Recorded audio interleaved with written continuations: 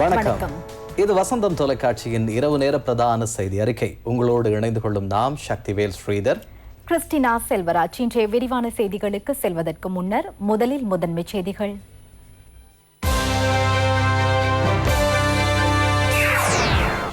இருபதில் அடங்கும் மாற்றங்கள் குறித்து பாராளுமன்ற உறுப்பினர் கேவிந்து கருத்து. பூச முகாமில் இடம்பெறும் உண்ணாவிரதம் போதைப் பொருள் மாஃபியாவின் செயற்பாடு, சிறைச்சாலைகள் ஆணையாளர் தெரிவிப்பு. வன விலங்குகளை பாதுகாக்க கடுமையான சட்டம். தீப்பற்றிய நியூ டயமண்ட் கப்பலின் மாலுமியின் வாக்குமூலம் நாளை நீதிமன்றத்தில் சமர்ப்பிப்பு.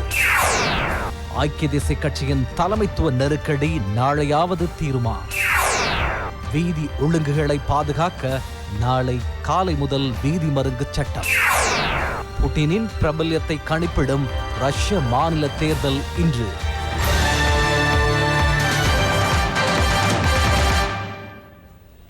அவை எமது முதன்மை செய்திகள். இனி விரிவான செய்திகள். பூச சிறைச்சாலையின் விசேட பிரிவில் கைதிகள் ஆரம்பித்துள்ள உண்ணாவிரதத்தின் பின்னணியில் போதைப்பொருள் மாஃபியா இருப்பதாக சிறைச்சாலைகள் ஆணையாளர் நாயகம் துஷார் உப்புல்தெரிய தெரிவித்துள்ளார்.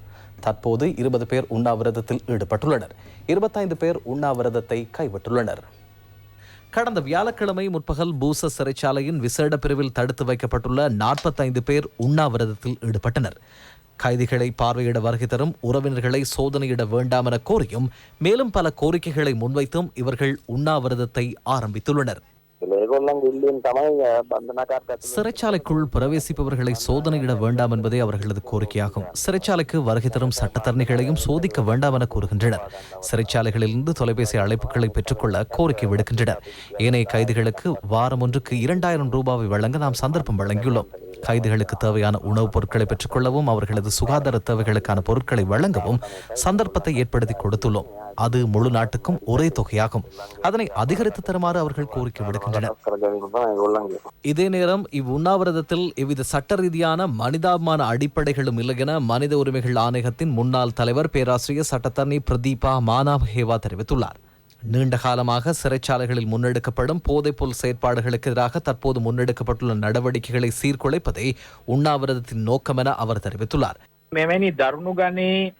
இதுபோன்ற பாரிய அளவு குற்றச்செயல்களை புரிந்த கைதிகள் உண்ணாவிரதத்தில் ஈடுபடுவது என்பது இதன் பின்னணியில் ஒரு மாஃபியா இருப்பதையே குறிக்கின்றது. இதற்கு பிரதான காரணம் அவர்கள் இதுவரை அனுபவித்த சொகுசு வாழ்க்கை, செல்லட தொலைபேசிகள். அவர்களுக்கு தலை வணங்குவது அவர்கள் உள்ளிருந்து முன்னெடுத்த அனைத்து செயற்பாடுகளையும் பாதுகாப்பு செயலாளர் உள்ளிட்டோரால் நிறுத்த முடிந்துள்ளது. இது ஒரு பெரும் வெற்றியாகும். இதன் பின்னணியில் அவர்களுக்கு பல கோரிக்கைகள் உண்டு. இதனை ஜெனீவாவுக்கு கொண்டு செல்ல இவர்கள் முயற்சிக்கின்றனர். எந்த காரணமுமின்றி உண்ணாவிரதத்தை மேற்கொள்கின்றார்கள். அவர்களின் உரிமையை அவர்களே மீறுகின்றனர். ஒருபுறம் சிறை கைதிகள் சட்டம் மீறப்படவும் இல்லை, ஏனைய ஒழுங்கு விதிகளும் மீறப்படவில்லை. இதனால் தெளிவாக ஒன்றை கூற முடியும். சிறைக்கூடங்களில் இருந்த பாரியளவிலான குற்றவாளிகள் முன்னெடுத்து வந்த மாஃபியா நிறுத்தப்பட்டுள்ளது. அதற்காகவே இவர்கள் இவ்வாறான செயற்பாடுகளை முன்னெடுக்கின்றனர். இதனை ஒருபோதும் நியாயப்படுத்த முடியாது.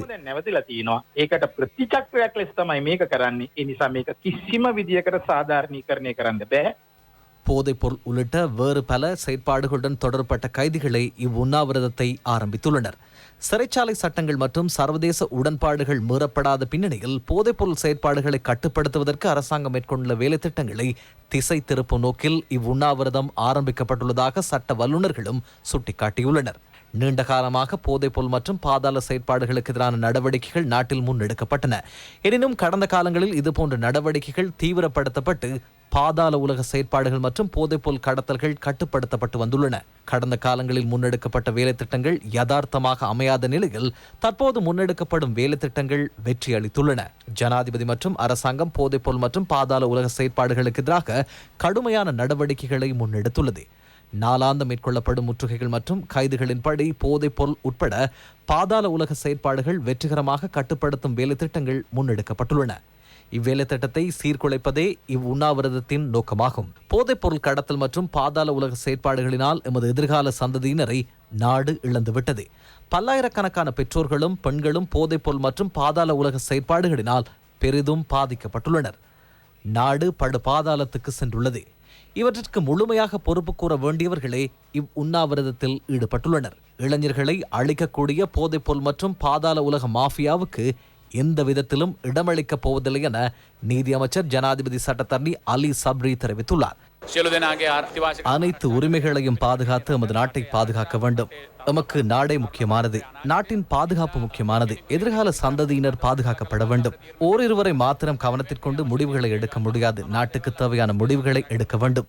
சுமார் 20 கைதிகள் மாத்திரமே உண்ணாவிரதத்தில் ஈடுபட்டுள்ளனர். நாளையளவில் அது மேலும் குறைவடையும். எனினும் அவர்களின் கோரிக்கைகளுக்காக பல்லாயிரக்கணக்கான பெற்றோர்கள் மற்றும் பெண்களின் கண்ணீருக்கு முற்றுப்புள்ளி வைக்கும் போதைப்பொருள் மற்றும் பாதாள உலக செயற்பாடுகளுக்கு எதிரான நடவடிக்கைகளை ஒருபோதும் நிறுத்துவதற்கோ குறைப்பதற்கோ கூடாதென பொறுப்பு வாய்ந்த ஊடக நிறுவனம் என்ற அடிப்படையில் நாமும் கோரிக்கை விடுக்கின்றோம். கொலையாளிகளுக்கோ போதைப்பொருள் மாஃபியாக்காரர்களுக்கோ அன்றி இந்த நாடு எதிர்கால சந்ததியினருக்கே உரியதென்பதை கூறி வைக்க விரும்புகின்றோம். 3 பெரும்பான்மை அதிகாரமும் மக்களின் வரவேற்பும் உள்ள சந்தர்ப்பத்தில் சமர்ப்பிக்கப்பட்ட 20வது அரசியலமைப்பு சீர்திருத்தம் தொடர்பாக மீள் பரிசீலனை செய்ய ஜனாதிபதியும் பிரதமரும் நேர்மையாக செயல்பட்ட விதம் ஜனநாயகத்திற்கு கிடைத்த வெற்றியாகும் என பாராளுமன்ற உறுப்பினர் கெவிந்து குமாரதுங்க கொழும்பில் இடம்பெற்ற ஊடகவியலாளர் சந்திப்பில் தெரிவித்தார். கடந்த சனிக்கிழமை ஜனாதிபதியுடன் ஒரு சந்திப்பு இடம்பெற்றது. 20வது அரசியலமைப்பு திருத்தத்தில் தற்போது முன்வைக்கப்பட்டுள்ள வர்த்தமானி அறிவித்தலுக்கு புறம்பாக திருத்தப்பட்ட புதிய சட்டமூலம் ஒன்றை முன்வைக்க ஜனாதிபதி இணங்கியுள்ளார். அத்துடன் பிரதமர் ஆளும் கட்சி பிரதிநிதிகள் கூட்டத்தில் குழு ஒன்றையும் நியமித்துள்ளார். 20வது திருத்தத்தில் திருத்தப்பட வேண்டிய விடயங்களை அடுத்த அமைச்சரவை கூட்டத்துக்கு முன்னர் அறிவுறுத்துமாறு கேட்கப்பட்டது. ஜனநாயகம் மற்றும் தாயகத்தின் எதிர்காலம் குறித்து ஜனாதிபதியும் பிரதமரும் வழங்கிய முன்மாதிரிகள் பாராட்டத்தக்கது. அரசாங்கத்துக்கு 3/2 பெரும்பான்மை அதிகாரம் உள்ள நிலையில் மக்களின் வரவேற்பு உச்சகட்டத்தில் இருக்கும் நிலையில் மக்களின் கருத்துக்கு செவிசாய்த்து ஏதேனும் குறைபாடுகள் இருந்தால் அதனை சீர் செய்ய முன்வந்தமை குறித்து நாம் பெருமகிழ்ச்சி அடைகின்றோம். මේ ජනතා මතයට සංවේදී වෙලා යම් අඩුපාඩුවක් තියෙනවා නම් ඒක නිවැරදි කරගන්න ඉදිරිපත් වීම සම්බන්ධයෙන් අපි ඊටාම සතුටටපත් වෙනවා. 20வது அரசியலமைப்பு சீர்திருத்த சட்டமூலத்தை ஆராய பாராளுமன்ற பிரதிநிதிகள் அடங்கிய குழு ஒன்று நியமிக்கப்பட்டுள்ளது. பிரதமர் மஹிந்த ராஜபக்ஷவின் ஆலோசனைக்கமைய இக்குழு நியமிக்கப்பட்டது. 9 பேர் அடங்கிய இக்குழு நாளைய தினம் முதலில் கூட உள்ளது. பேராசிரியர் GL பீரிஸ் குழுவுக்கு தலைமை தாங்குவார். அமைச்சர்களான உதய கம்மம்பில, அலி சப்ரி, நிமல் சிறிபாலடி சில்வா, விமல் வீரவன்ச, ராஜாங்க அமைச்சர்களான சுசில் பிரேம்சந்த், S வியாழேந்திரன், பாராளுமன்ற உறுப்பினர்களான டிலான் பெரேரா, பிரேம்நாத் ஸ்ரீ தொலவத் ஆகியோர் குழுவின் ஏனைய அங்கத்தவர்களாவர்.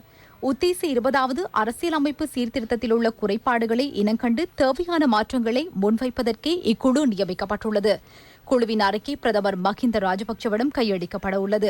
உத்தேச 20வது அரசியலமைப்பு சீர்திருத்தம் எவ்வாறான பாதிப்புகளை செலுத்தும் என்பது தொடர்பாக மக்கள் பிரதிநிதிகள் கருத்து வெளியிட்டுள்ளனர்.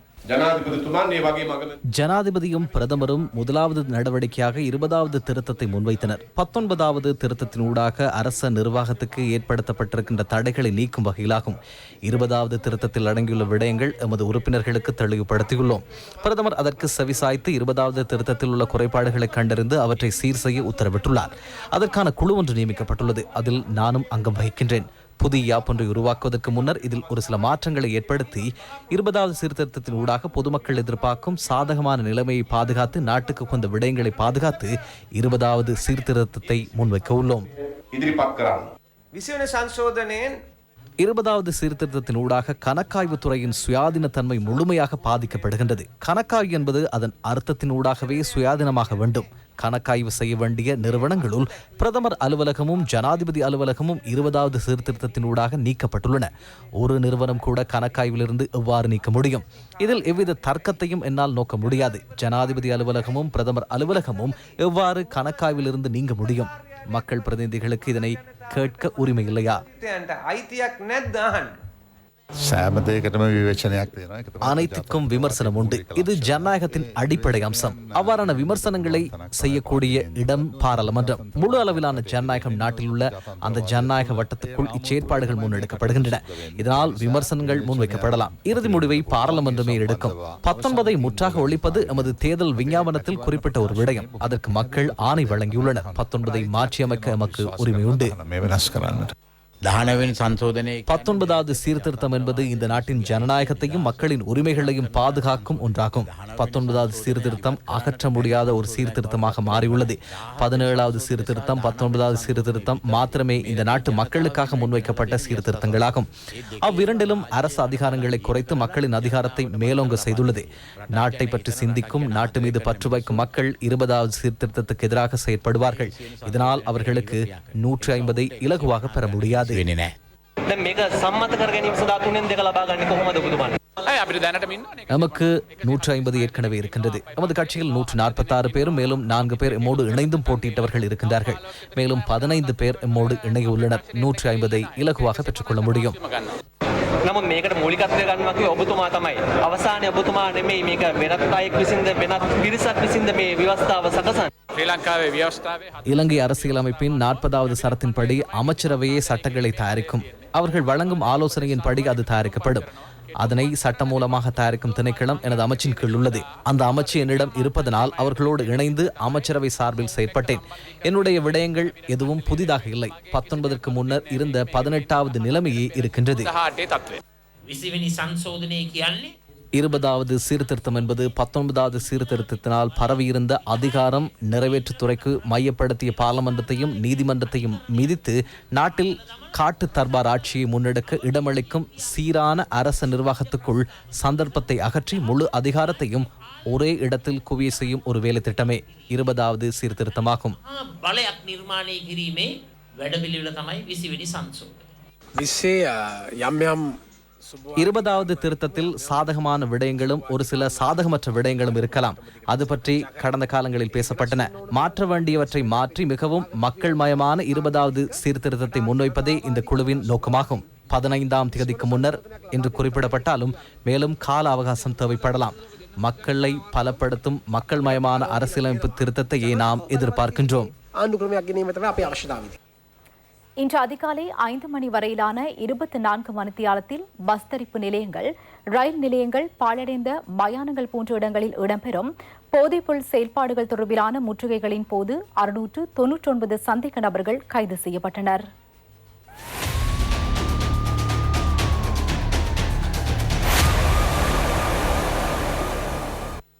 இந்த விசேட முற்றுகைகளின் போது ஹெரோயின் போதைப் பொருளுடன் தொடர்பட்ட 261 சந்தேக நபர்கள் கைது செய்யப்பட்டுள்ளனர். கஞ்சா தொடர்பான விடயங்களில் 174 பேர் கைது செய்யப்பட்டுள்ளனர். நிர்மாணப் பணிகள் இடம்பெறும் பகுதிகளில் தொழிலாளர்களுக்கு போதைப் பொருளை விநியோகிப்பதாக கிடைத்த தகவலின் அடிப்படையில் மேற்கொள்ளப்பட்ட முற்றுகைகளின் போது 48 பேர் கைது செய்யப்பட்டுள்ளனர். திட்டமிட்ட குற்றச்செயல்களில் ஈடுபட்டு வந்த கலும் இந்திக்க அல்லது கவுமாவுக்கு உதவிய நபர் ஒருவர் கடுவலையில் கைது செய்யப்பட்டுள்ளார். விசேட அதிரடி படையினர் மேற்கொண்ட சுற்றுவளைப்பின் போது இவர் கைது செய்யப்பட்டுள்ளார். குற்றச்செயல்களில் ஈடுபடுவோருக்கு சட்டவிரோத ஆயுதங்கள் மற்றும் குண்டுகளை எடுத்துச் செல்லும் லாரிகளுக்கும் ஏனைய வாகனங்களுக்கும் பாதுகாப்பு வழங்கும் ஆயுதங்கள் ஹோமாகம பகுதி வீடொன்றில் மறைத்து வைப்பதற்கு உதவிய மற்றொரு நபரும் நுகைகொட பகுதியில் கைது செய்யப்பட்டுள்ளார். குற்றச்செயல்களில் ஈடுபடுவதற்காக ஆயுதங்களை வழங்கிய மேலும் ஒரு சந்தேக நபர் திஸ்ஸமஹராம பகுதியில் கைது செய்யப்பட்டுள்ளார். ஹோமாகம மாகம்மன தொடேக்கட வீதியின் நியந்தகல வயல்வெளியிலிருந்து 2 மோட்டார் குண்டுகள் மீட்கப்பட்டுள்ளன. குறித்த வயல்வெளியை சுத்தம் செய்து கொண்டிருந்த போது நபர் ஒருவர் இதனை அவதானித்துள்ளார். கடந்த சில தினங்களுக்கு முன்னர் இவற்றை அவ்விடத்தில் கைவிட்டு சென்றிருக்கலாம் என போலீசார் சந்தேகிக்கின்றனர். போதைப்பொருளுடன் 3 பெண் சந்தேக நபர்கள் போலீசாரினால் கைது செய்யப்பட்டனர். பெண் ஒருவரிடமிருந்து 60 கிராம் ஹெரோயின் போதைப்பொருள் மாளிகாவத்த பகுதியில் வைத்து போலீசாரினால் கைப்பற்றப்பட்டுள்ளது. அவரது சகோதரியான மற்றொரு பெண்ணும் 20 கிராம் ஹெரோயின் போதைப்பொருளுடன் கைது செய்யப்பட்டுள்ளார். அத்துடன் 70 வயதுடைய பெண் ஒருவரும் கைது செய்யப்பட்டுள்ளார். அவரிடமிருந்து 10 கிராம் ஹெரோயின் போதைப்பொருளும் 4 கிலோ மாவாவும் 29 பக்கெட் கேரள கஞ்சாவும் போலீசாரினால் மீட்கப்பட்டுள்ளது.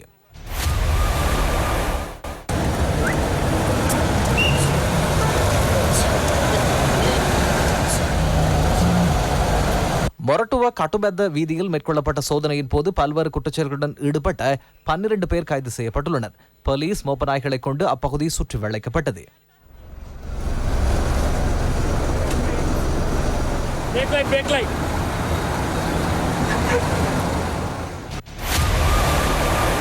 கிரிந்திவல போலீசாருக்கு கிடைத்த தகவலின் அடிப்படையில் சரணதிச மாவட்டத்தில் மேற்கொள்ளப்பட்ட சுற்றுவளைப்பின் போது ஹெரோயின் போதைப்பொருளுடன் பெண் ஒருவர் கைது செய்யப்பட்டார். 19 வயதுடைய சந்தேக நபரிடமிருந்து 5 கிராம் ஹெரோயின் போதைப்பொருள் கைப்பற்றப்பட்டதாக கிரிந்திவல போலீசார் தெரிவித்தனர். திட்டமிட்ட குற்றச்செயல்களில் ஈடுபடும் குழுவின் உறுப்பினரான மாக்கிலங்கமுவே சஞ்சீவ என்பவரின் சகாவான மங்கள மதுரங்கவின் சட்டவிரோத மனைவியான சந்து என்பவரே இவ்வாறு கைது செய்யப்பட்டுள்ளார். அவர் பூகொட நீதவான் நீதிமன்றத்தில் ஆஜர்படுத்தப்பட உள்ளார்.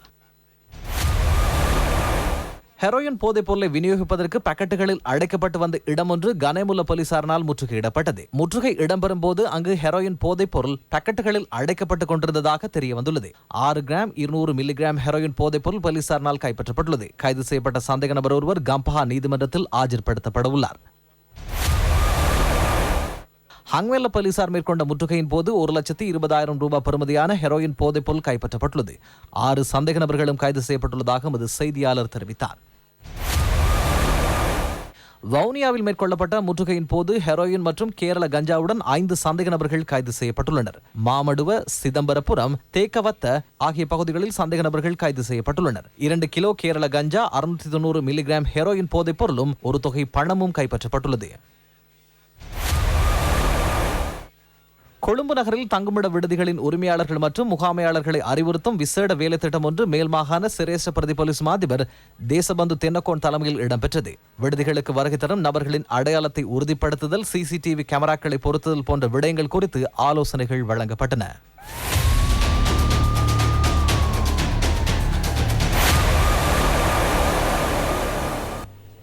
கொழும்பிலிருந்து மன்னாருக்கு அனுமதி பத்திரம் என்று எடுத்துச் செல்லப்பட்ட ஒரு தொகை மதுபான போத்தல்கள் மீட்கப்பட்டுள்ளன.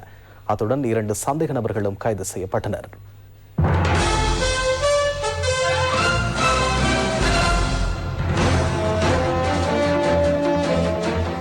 மன்னார் போலீஸ் புலனாய்வு பிரிவினருக்கு கிடைத்த தகவலின் அடிப்படையில் மன்னார் போலீஸ் போதைப்பொருள் தடுப்பு பிரிவினருடன் இணைந்து இவற்றை கைப்பற்றியுள்ளனர். மன்னார் கல்லடி சந்தியில் வைத்து இவை கைப்பற்றப்பட்டன. லொரியொன்றின் மூலம் முழுமையாக பியர் போத்தல்களை அடுக்கி சூட்சுமமான முறையில் அனுமதி பத்திரமின்றி 750 மில்லிலிட்டரை கொண்ட 650 மதுபான போத்தல்கள் எடுத்துச் செல்லப்பட்டுள்ளன. அனுராதபுரத்தைச் சேர்ந்த 2 சந்தேக நபர்கள் கைது செய்யப்பட்டுள்ளதுடன் லாரியும் போலீசாரினால் பொறுப்பேற்கப்பட்டுள்ளது.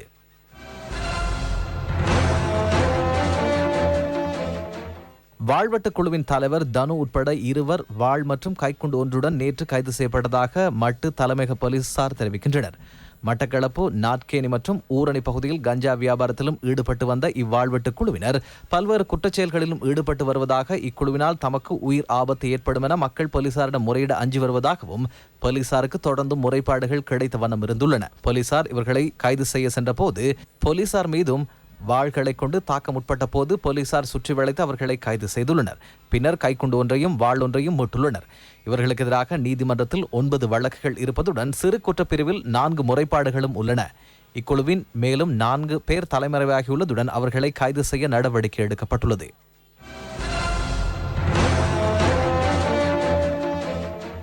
நித்திரையில் இருந்த பெண்ணின் கழுத்தில் இருந்த தங்கத்தாலியை கத்தி முனையில் கொள்ளையிட்டு சென்ற சம்பவம் ஒன்று காத்தான்குடி ஆரையம்பதியில் இடம்பெற்றுள்ளது. ஆசிரியர் ஒருவர் தனது வீட்டில் கணவர் மற்றும் பிள்ளைகளுடன் உறங்கிக் கொண்டிருந்த போது அதிகாலை 4 மணியளவில் படுக்கை அறைக்குள் நுழைந்த திருடன் குறித்த பெண்ணின் கழுத்தில் கத்தியை வைத்து தங்க மாலையை பறித்து சென்ற போது பெண் கூச்சலிட்டுள்ளார். பின்னர் திருடன் தப்பியோடியுள்ளதாக போலீசார் தெரிவித்துள்ளனர். சுமார் 11 பவுன் எடையுள்ள தாலியின் பெறுமதி சுமார் 11 லட்சம் ரூபாய் என தெரிவிக்கப்படுகின்றது.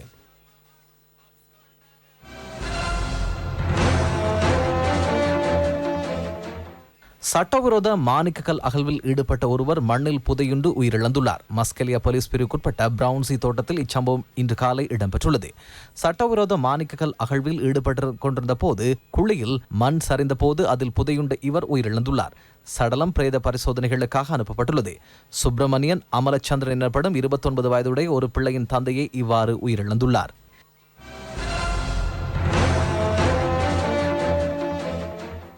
கிண்ணியா பொதுச்சந்தை சுகாதார சபை அதிகாரிகளினால் போலீசாரின் உதவியுடன் சுற்றி வளைக்கப்பட்டது.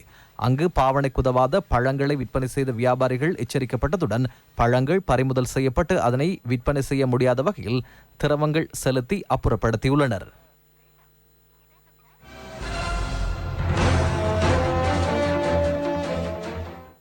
தமிழ்நாட்டிலிருந்து சட்டவிரோதமாக இலங்கைக்கு எடுத்து வர முற்பட்ட 1000 கிலோ மஞ்சள் கரையோர பாதுகாப்பு அதிகாரிகளினால் கைப்பற்றப்பட்டுள்ளது. 3 சந்தேக நபர்களும் கைது செய்யப்பட்டுள்ளனர். தமிழ்நாடு மண்டபம் வேதாலை பகுதியில் வைத்து சந்தேக நபர்கள் கைது செய்யப்பட்டுள்ளனர். மஞ்சளை லாரியொன்றில் ஏற்றி கரையோரத்துக்கு எடுத்து வரும் போது இவை கைப்பற்றப்பட்டுள்ளன. அவை மன்னாருக்கு எடுத்து வரப்படவிருந்தன. கூடிய விலையில் மஞ்சளை விற்பனை செய்ய கடல் மார்க்கமாக இவை எடுத்து வரப்படவிருந்ததாக கரையோர பாதுகாப்பு அதிகாரிகள் தெரிவித்துள்ளனர். தீப்பற்றிக் கொண்ட MT நியூ டைமண்ட் கப்பலின் மாலுமி குற்றப்புலனாய்வு திணைக்களத்தில் வாக்குமூலம் அளித்துள்ளார். அவரது வாக்குமூலம் நாளை நீதிமன்றத்தில் சமர்ப்பிக்கப்பட்டு அடுத்த கட்ட நடவடிக்கைகளுக்கான ஆலோசனைகள் பெற்றுக் கொள்ளப்படும் என போலீஸ் ஊடக பேச்சாளரும் சிரேஷ்ட போலீஸ் அத்தியட்சகருமான ஜாலிய சேனாரட்ன தெரிவித்துள்ளார். MT நியூ டைமண்ட் கப்பல் இலங்கையின் கிழக்கு சங்கமன் கண்டியிலிருந்து 52 கடல் மைல் தொலைவில் நிறுத்தப்பட்டுள்ளதாக கடற்படை அறிவித்துள்ளது. கப்பல் டக் படகுகளை கொண்டு பாதுகாப்பாக ஆழ்கடலில் நிறுத்தி வைக்கப்பட்டுள்ளதாக கடற்படை மேலும் தெரிவித்துள்ளது. இந்திய கடற்படை கரையோர பாதுகாப்பு படையினர் கடற்படை சுழியோடிகள் இணைந்து கப்பலின் கண்காணிப்பு பணிகளில் ஈடுபட்டுள்ளதாக கடற்படை பேச்சாளர் கேப்டன் இந்திகடி சில்வா தெரிவித்துள்ளார்.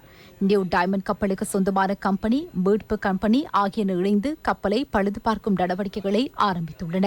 கப்பல் தொடர்பாக எடுக்கப்படும் அடுத்த கட்ட நடவடிக்கைகள் குறித்து நாளை கலந்துரையாடப்பட உள்ளதாக சமுத்திரவியல் சுற்றாடல் பாதுகாப்பு அதிகார சபையின் தலைவி தர்ஷினி லஹந்தபுர தெரிவித்துள்ளார்.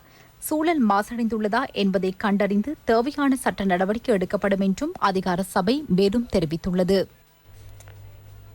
கொழும்பு நகரில் வீதி மருங்கு சட்டம் நாளை முதல் மீண்டும் அமல்படுத்தப்பட உள்ளது. வீதி ஒழுங்கு எனும் தலைப்பில் வேலை திட்டம் ஆரம்பிக்கப்பட்டுள்ளது. இது தொடர்பாக போலீசாரை அறிவுறுத்தும் நிகழ்ச்சி ஒன்று போலீஸ் தலைமையகத்தில் மேல் மாகாண சிரேஷ்ட பிரதி போலீஸ் மாதிபர் தேசபந்து தென்னக்கோன் தலைமையில் இடம்பெற்றது. கொழும்பு நகரிலும் அதனை அண்டிய பகுதிகளிலும் போக்குவரத்து நெரிசலை குறைக்கும் வகையில் வீதி மருங்கு சட்டம் அமல்படுத்தப்பட உள்ளது. இந்த சட்டத்தை முன்னெடுக்கும் வகையில் விசேட வேலை திட்டம் ஒன்று 4 பிரதான வீதிகளில் நாளை முதல் புதன்கிழமை காலை 6 மணி முதல் முற்பகல் 10 மணி வரை நடைபெறும். இச்சட்டத்தை பின்பற்ற தவறும் சாரதிகளுக்கு எதிராக சட்ட நடவடிக்கை எடுக்குமாறு போலீசார் அறிவுறுத்தப்பட்டுள்ளனர். ஸ்ரீ ஜெயவர்தனபுர பாவத்தை பொல்துவ சந்தியிலிருந்து ஆயுர்வேத சந்தி வரை, காசல் வீதி, ஹாட்டன் பிளேஸ், ஹாட்டன் சுற்றுவட்டம், ஆனந்த குமாரசுவாமி மாவத்தை லிபர்டி சுற்றுவட்டம் வரை ஒரு வீதியும், பேஸ்லைன் வீதி கெலனி பாலம் முதல் ஹைலெவல் வீதி சந்தி வரையிலும், ஹைலெவல் வீதி அனுலா வித்தியாலயத்திலிருந்து ஸ்ரீ சம்புத்த ஜெயந்தி பாவத்தை துமுல்ல சுற்றுவட்டம், தேர்ஸ்டன் வீதி, மார்க்கஸ் பெர்னாண்டோ மாவத்தை வாசிக சாலை சந்தி, ஆனந்த குமாரசுவாமி வீதி, பல்பார சந்தி, பித்தளை சந்தி வரையிலும் இந்த சட்டம் அமுலில் இருக்கும். காலி வீதி வில்லியம் சந்தியிலிருந்து காலி முகத்திடல் சுற்றுவட்டம், காலி மத்திய வீதி, NST சுற்றுவட்டம் வரையிலும் இவ்வீதி சட்டம் அமல்படுத்தப்படும். சாரதிகள் ஒழுங்காக வாகனங்களை செலுத்துகின்றார்களா என்பதை கண்டறிய போக்குவரத்து போலீசார் தொடர்ந்தும் கண்காணிப்புகளில் ஈடுபட்டுள்ளதாக போலீஸ் தலைமையகம் தெரிவித்துள்ளது. இந்த சட்டங்களுக்கு உதவும் பொறுப்பு பொதுமக்களுக்கு உள்ளது. இச்சட்டத்தை மதித்து நாட்டை உருவாக்க வேண்டும் என்ற எதிர்பார்ப்பில் இருப்பதாக போலீசார் தெரிவிக்கின்றனர். சட்டத்தை மதிக்காமல் வீதிகளில் அங்குமிங்கும் ஏனைய வாகனங்களுக்கு இடையூறாக சட்ட ஒழுங்குகளை மீறி செயல்படும் சாரதிகளுக்கு பதிலாக பொறுப்பு வாய்ந்த ஒரு சாரதியாக நாட்டுக்காக தமது பணிகளை உரிய முறையில் நிறைவேற்றுவது பொதுமக்களின் பொறுப்பாகும். நாட்டுக்கு சட்டமும் ஒழுங்கும் தேவை என கூறும் நாமே அந்த சட்டங்களையும் ஒழுங்குகளையும் பாதுகாக்க தவறினால் போலீசாரினால் மாத்திரம் அதனை நிறைவேற்ற முடியாது. எவ்வாறான பட்டம் பதவிகளை கொண்டவர்களாக இருந்த போதிலும் வாகனத்தை செலுத்தும் அனைவரும் நாம் உரிய ஒழுங்கு விதிகளை பின்பற்ற வேண்டும் என்ற கூட்டு பொறுப்புடன் செயல்படுவது அனைவரினதும் பொறுப்பாகும். ஐக்கிய தேசிய கட்சியின் தலைமைத்துவத்தை தீர்மானிப்பது தொடர்பாக நாளை இடம்பெறும் செயற்குழு கூட்டத்தில் விசேட கவனம் செலுத்தப்பட உள்ளதாக அக்கட்சியின் சட்டக்குழு செயலாளர் நிசங்க நாணயக்கார தெரிவித்துள்ளார். ஐக்கிய தேசிய கட்சியின் செயற்குழு கூட்டம் நாளை பிற்பகல் 3 மணிக்கு கூட உள்ளது. கட்சியின் தலைமையகமான சிறிகோத்தவில் இக்கூட்டம் இடம்பெறும். கட்சி தலைமைத்துவம் மற்றும் பிரதி தலைமைத்துவம் குறித்து கவனம் செலுத்தப்பட உள்ளது. அத்துடன் தேசிய பட்டியல் உறுப்புரிமை குறித்தும் அங்கு முடிவெடுக்கப்பட உள்ளது. கிழக்கு மாகாணத்தை கடவுள் நேசிக்கின்றான், அதனாலேயே 14 லட்சம் வாக்குகள் வித்தியாசத்தில் எமது ஜனாதிபதி வெற்றி பெற்றார் என ராஜாங்க அமைச்சர் S. வியாலேந்திரன் தெரிவித்துள்ளார். மட்டக்களப்பில் இன்று இடம்பெற்ற விசேட சந்திப்பொன்றின் போதே அவர் இதனை தெரிவித்துள்ளார். எங்களுக்கு தெரியும் ஜனாதிபதி தேர்தல் முடிவு எவ்வாறு அமையும். அதனால்தான் அந்த தேர்தலில் நாங்கள் தற்போதைய ஜனாதிபதியுடைய வழக்கு ஆதரவு வழங்கி 38,000 சொச்சம் வாக்குகள் இந்த மட்டக்களப்பில் விழுந்தது. இதே நேரம் 2,39,000 வாக்குகள் சஜித் பிரேமதாச அவர்களுக்கு இந்த மட்டக்களப்பில் உள்ளவர்கள் வாக்களித்தார். சஜித் பிரேமதாச அவர்கள் வெற்றி பெற்றிருந்தால் கிழக்கு மாகாணத்தில் தமிழர்களின் இருப்பை ஒருவராலும் பாதுகாக்க முடியாமல் போயிருக்கு. ஆனால் இந்த மாகாணத்தை கடவுள் நேசிக்கிறார். ஏனென்றால் அந்த 38,000 மக்கள் வாக்களித்தார். ஜனாதிபதி அவர்கள் 14 லட்சம் வாக்கு வித்தியாசத்தில் வெற்றி பெற்றார். 7 கௌரவ பாராளுமன்ற உறுப்பினர்கள் சஜித் பிரேமதாசனுடைய டெலிபன் சின்னத்தில் வெற்றி பெற்றார்கள். அப்படி பார்த்தால் 3 தமிழர்களுக்கு தேசிய பட்டியல் வழங்கப்பட்டிருக்க வேண்டும். சஜித் பிரேமதாசா ஒரு தமிழனுக்கு தேசிய பட்டியல் வழங்கவில்லை. இலங்கை தமிழரசு கட்சியின் புதிய செயலாளர் கிழக்கு மாகாணத்தை பிரதிநிதித்துவப்படுத்துவதாக இருக்க வேண்டும் என்றும் அதுவும் மட்டக்களப்பு மாவட்டத்தை பிரதிநிதித்துவப்படுத்துவோராக அமைய வேண்டும் என தமிழரசு கட்சியின் மூத்த துணைத் தலைவர் CVK சிவஞானம் தெரிவித்துள்ளார். தமிழரசு கட்சியின் பொதுச் செயலாளராக இருந்த K துரைராஜசிங்கம் தனது பதவியை ராஜினாமா செய்ததைத் தொடர்ந்து ஏற்பட்ட நெருக்கடி நிலைமை தொடர்பாக கருத்து தெரிவிக்கும் போதே அவர் இதனை குறிப்பிட்டார். உண்மையாக இந்த விடயம் கடந்த 29/8/2020 மத்திய செயற்குழுவை விவாதித்த பொழுதே அதில் நாங்கள் தெளிவாக சொல்லியிருந்தேன். அடுத்த மாநாட்டுக்கு இடையில இருக்கக்கூடிய பொதுச் செயலாளர் நிச்சயமாக கிழக்கு மாகாணத்தின் மட்டக்களப்பு மாவட்டத்தில் இருந்துதான் நியமிக்கப்பட வேண்டும், நியமிக்கப்படுவார் என்றதை அப்பொழுதே நான் தெளிவாக சபைக்கு தெரிவித்திருக்கிறேன். இந்த கருத்தோடு சில எங்களுடைய உடன்பாடுகள் இருக்கிறது. யார் என்பதை உரிய நேரத்திலே நாங்கள் கலந்து பேசி முடிவெடுத்து ஏகமனதான ஒருவரை பொதுச்சபையிலே செயலாளராக தெரிவு செய்ய நடவடிக்கை எடுப்போம். நாட்டின் சில பகுதிகளில் இடம்பெற்ற நிகழ்வுகளின் தொகுப்பு அடுத்து. நாட்டில் ஏற்பட்டுள்ள அசாதாரண சூழ்நிலை காரணமாக பாதிக்கப்பட்ட விவசாயிகளின் வாழ்வாதாரத்தை மேம்படுத்த விவசாய திணைக்களம் நடவடிக்கை எடுத்துள்ளது. அக்கரைப்பற்று விவசாய விஸ்தரிப்பு நிலையமூடாக சௌபாக்கியா திட்டத்தின் கீழ் விவசாயிகளுக்கு இலவசமாக நிலக்கடலை வழங்கப்பட்டதுடன் அதன் அறுவடை விழாவும் இன்று இடம்பெற்றது. அம்பாறை மாவட்ட பிராந்திய விவசாய பணிப்பாளர் MFA சனீர் உட்பட பலர் இந்நிகழ்வில் கலந்து கொண்டனர். இலங்கை சுற்றுலா வலய அபிவிருத்தி வேலை திட்டத்துக்கு இணங்க பொத்துவில் அருகம்பை சுற்றுலா பிரதேசத்தை அபிவிருத்தி செய்வது தொடர்பில் ஆராய்வதற்காக சுற்றுலாத்துறை அமைச்சின் செயலாளர் தலைமையிலான குழு அருகம்பைக்கு விஜயம் செய்தது. இலங்கை சுற்றுலா கைத்தொழில் சம்மேளனத்தின் ஏற்பாட்டில் பொத்துவில் பிரதேச சபையின் வழிகாட்டலில் கலந்துரையாடல் ஒன்றும் இடம்பெற்றது. COVID-19 காரணமாக பாதிக்கப்பட்டுள்ள சுற்றுலாத்துறையை மீள கட்டியெழுப்பதற்கான வழிமுறைகள் குறித்தும் ஆராயப்பட்டுள்ளது. அங்கு ஏற்பட்டுள்ள கடலரிப்பு குறித்தும் ஆராயப்பட்டது. ஜனாதிபதியின் சௌபாக்கிய வேலை திட்டத்தில் மகளிர் அமைப்புகளின் ஊடாக உற்பத்தியை அதிகரிக்கும் நோக்குடன் விழிப்புணர்வு செயலமர்வு திருகோணமலை விவசாய திணைக்கள பிரதி பணிப்பாளர் M பரமேஸ்வரன் தலைமையில் இடம்பெற்றது. சம்பூர் சேனையூர் விவசாய போதனை பகுதிக்குட்பட்ட கடற்கரை சேனையில் இச்சந்திப்பு இடம்பெற்றது. நாவிதன் வெள்ளி பிரதேச செயலக பிரிவில் 40 மில்லியன் ரூபாய் செலவில் 35 சப்பிரிகம வேலை திட்டங்கள் முன்னெடுக்கப்பட்டுள்ளன. ஒப்பந்த பணிகளை திறமையாக முன்னெடுத்த கிராம அபிவிருத்தி சங்க உறுப்பினர்கள் மற்றும் கள உத்தியோகத்தர்கள் பாராட்டி கௌரவிக்கப்பட்டனர். நாவிதன் வெளி பிரதேச செயலாளர் S ரங்கநாதன் தலைமையில் கலாசார மண்டபத்தில் இடம்பெற்ற வைபவத்தில் அதிகாரிகள் பலரும் கலந்து கொண்டனர். இதுடன் வசந்தம் தொலைக்காட்சியின் இரவு நேர பிரதான செய்தி அறிக்கை நிறைவுக்கு வருகிறது.